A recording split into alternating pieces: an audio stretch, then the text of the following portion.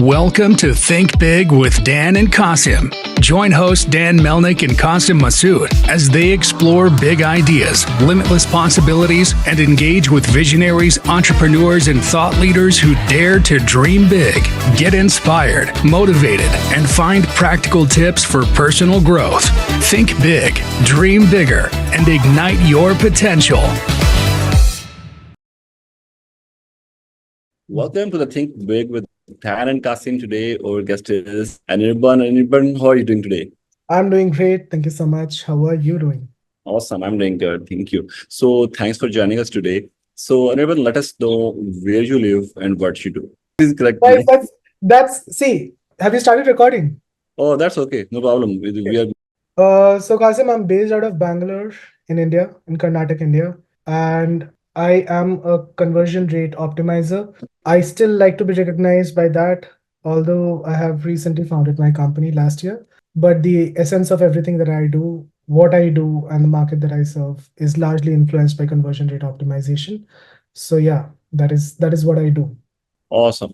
So, let us know from where you got this idea and what inspired you to start this business. So, as far as I recall, I've always wanted or aspired to be an entrepreneur. I've always thought of doing something, starting something of my own from since my childhood. And I think it was an evolving process. I started my journey from customer service. I used to work for Apple products.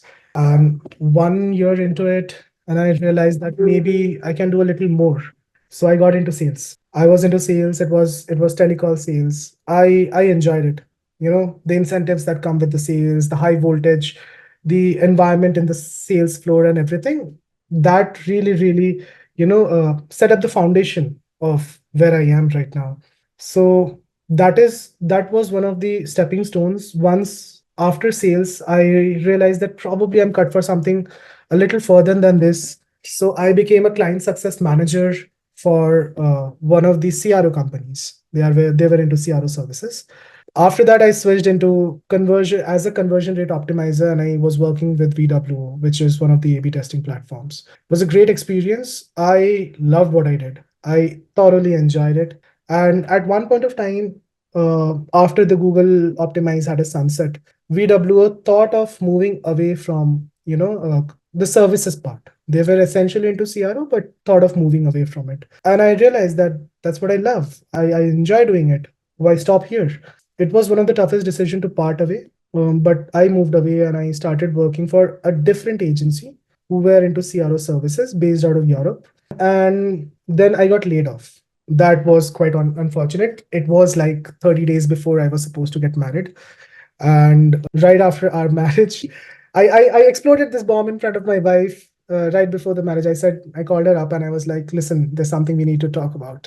She came in. We knew that something like this was coming up. And I told her that this has happened. And then right after my marriage, a decision came up. And she said, why don't you start this thing of your own? I had a plan of doing it, but I probably wanted to do it a couple of years later, 3 years later, something like that. Then she came up with this wonderful idea. And if you know the CRO world, the issue is that November, December, October, not October exactly, November, December, January first half is the peak sales period. Nobody wants a CRO. Indeed. Yeah. Nobody wants a CRO.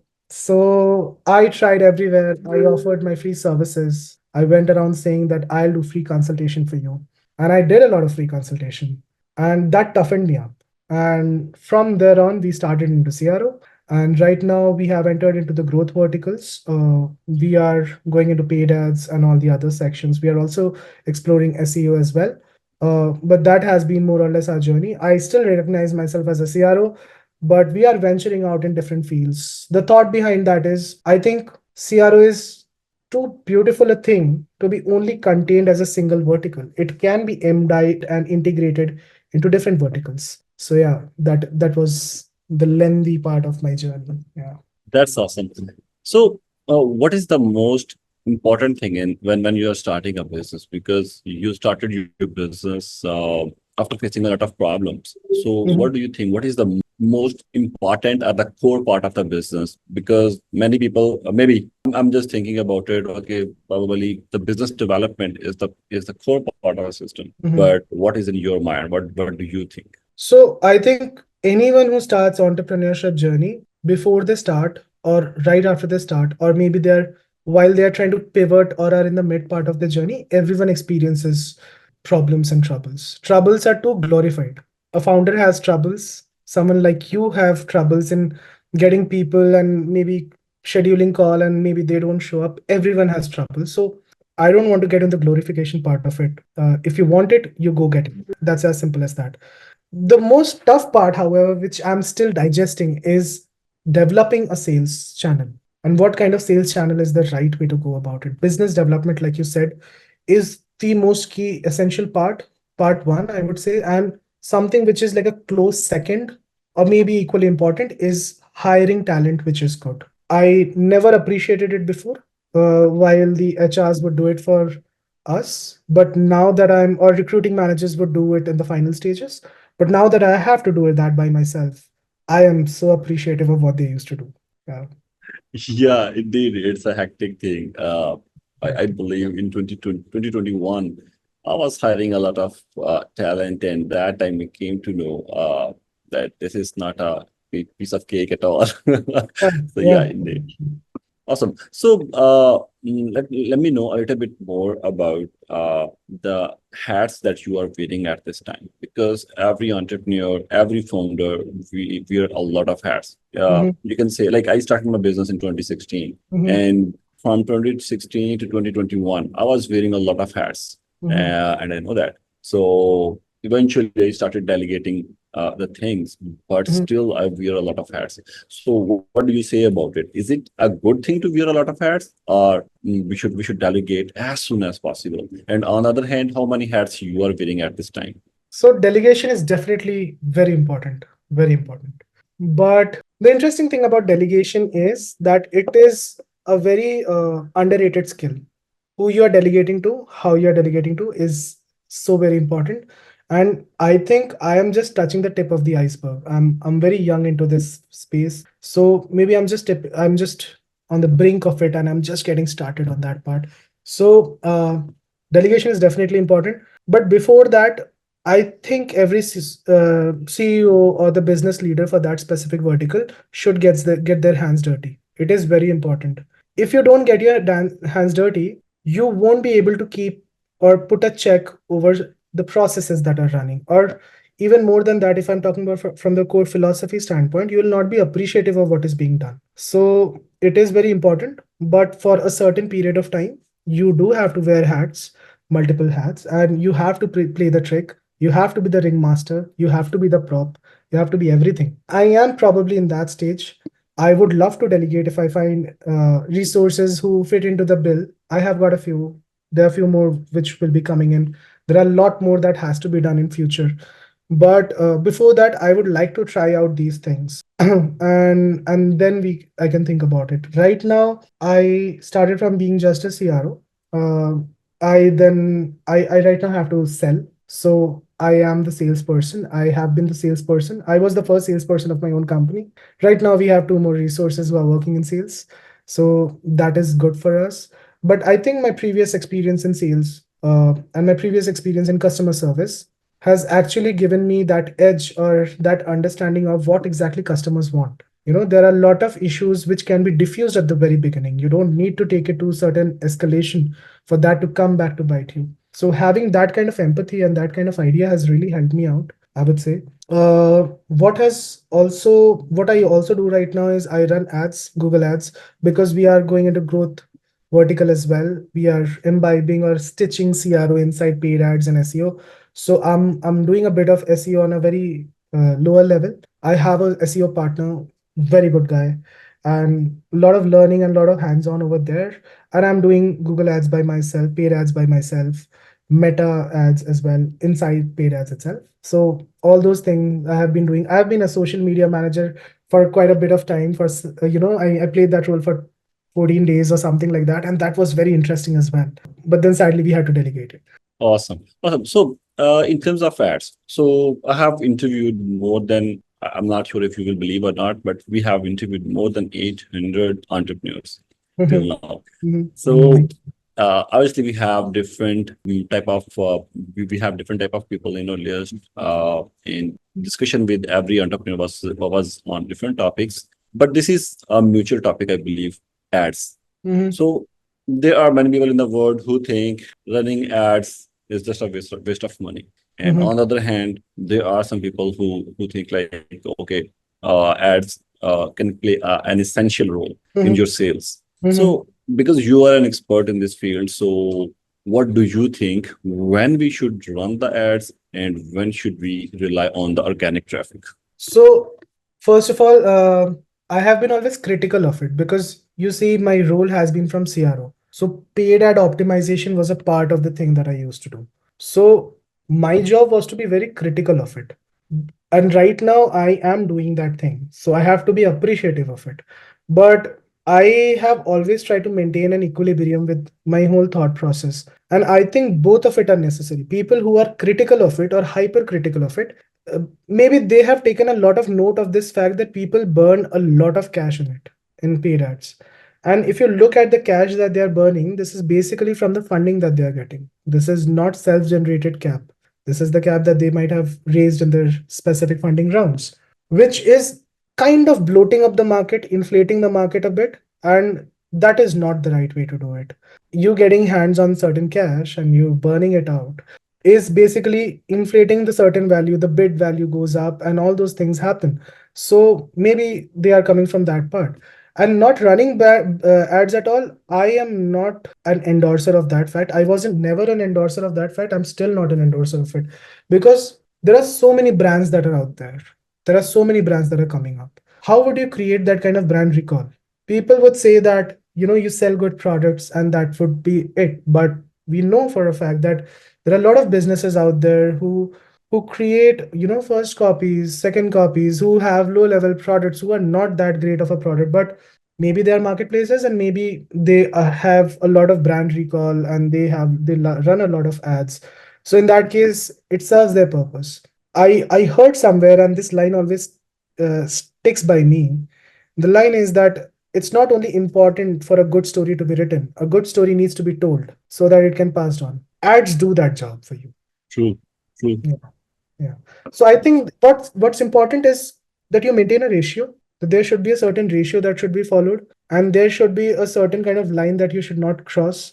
Bidding for you should not become kind of like a gambling habit. Sorry, not bidding per se. I mean, ads, paid ad running should not become, it should not bring a gamble mentality in your head. And as long as you're following it, I think you're fine. Hey y'all, it's Dan Melnick, the CEO of Zing, and I wanted to share a special offer for all of our listeners.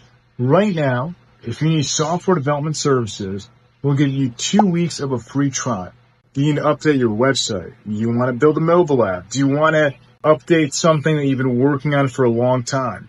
We've worked in a high-level technologies like AI, machine learning, blockchain. So shoot me a text, 817-874-2208. Thank you. Awesome, awesome. Thank you. So, okay, let's discuss a little bit more about your business side. So, what is the most essential thing in your business side that you take care a lot? So we take care of the UI, UX, and consumer behavior the most. That is the essence of what we are, and that is what we stand for. We are a data first company, and consumer behavior or insights, data serves as the Bible, right? Both quantitative and qualitative. So that is what we give the most importance to, followed by something like design or making up such kind of designs which are immaculate, which are good, which users can appreciate and can make their life easier on a website. So that is what we focus on our side. Yeah. All right. So, I believe the user experience is something that everybody do not understand, Mhm. right? So, how do you educate your clientele, and how you are spreading the awareness about user experience? Because I have seen by my own self, like I have a good industry experience in software development field, by the way. Mhm. So in this experience, I found that many clients even doesn't know about the UX. They just Mhm. say, okay, just make these screens, XYZ screens, then get it done. Like in my field, so they think like the UX part is a burden on them. So how do you educate them that UX is an important thing to handle? So I haven't come across a lot of clients who would say that UX is an additional burden. I mean, they haven't said it quote unquote. Maybe they would feel that way, but they haven't said it out and out. Maybe that's because my job is of that. Maybe because of that, they haven't said it. But yes, that sentiment could be there. But there are two, three things that you have to understand. For example, what kind of geography are you catering to? Okay. I think it is very important that you go from reverse and you reverse the problem. Not just that, there's a term in CRO which is called top to bottom in the funnel and bottom to top. I think it is very important that you do a bottom to top approach over here and you understand what kind of geography you're catering to. Your whatever thoughts that I have had, I find it very hard to believe that Qasim sitting in Pakistan wouldn't have had the same thought because we are human, we think alike, all of us think alike. The possibilities in which we think, we don't have just binary thoughts, we think in various different directions. So what I start with is first of all understanding the very basic thing. What is the digital exposure of that person who is the layman user? Let's say demography is very concentrated towards India. In India, people get 1.5 GB every day, and they have a lot of internet that they can use. Internet is cheap over here. Same for someone probably sitting in Israel. Someone sitting in Germany would get a lot less data, at least on cell phone. So their behavior is very different. In India, people will have lot of distraction because their exposure is too high. So I have to build the interface in such a manner that they can stick for long. So my explanation goes from a very ground level, like in a very sociological manner. I try to understand what is a website. A website is a user, habit building offering. Neil Ayal has this book called Hooked. I love that book. So he said a website is nothing but a habit building offering. So if habit is something that is getting built out of there, I just have to understand what are the things that are building that habit. And from then on, I can explain this. It is not too much of a tough task. I think people like us, the CROs, the onus lies with us that we can explain this thing. A software developer's work is to write code. He is doing that well. We have to explain it to them why it is important. Yeah. Exactly. Exactly. Yeah. Awesome. So, Anirban, let's talk a little bit about your short-term goals. What do you think where you and your company will be in next 3 to 6 months? Interesting. I wish I knew the answer to that. A lot of people pull up projections. A lot of people map out the roadmap. We map the roadmap for our clients, but we are not going by roadmap right now, honestly speaking. We got formally registered in the end of March, and we decided for this first 6 months, we will keep a free flowing thought.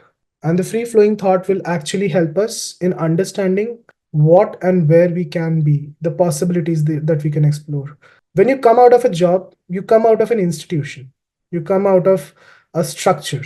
And if you remain in a structure for too long, you become institutionalized. If I come to a company and I start building a company, and if I do the same kind of thing to myself, with all due respect to all the other companies out there, they can do their stuff their way.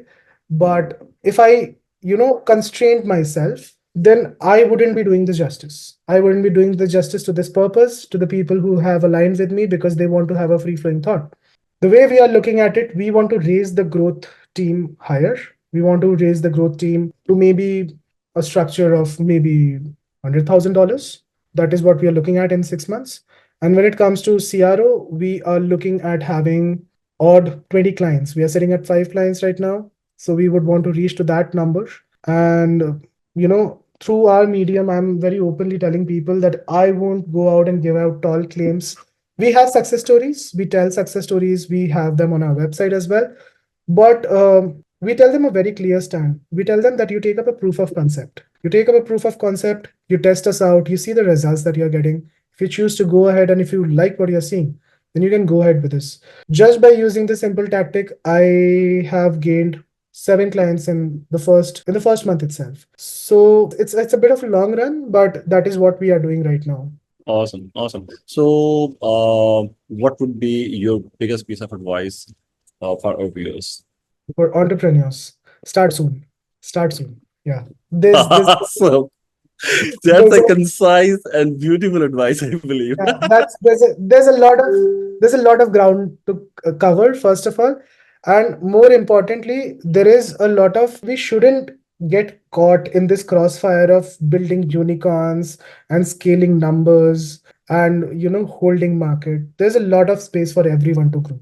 Honestly speaking, I have seen very little, but how much ever I have seen, I know that there's a lot of growth for everyone to grow very sustainably.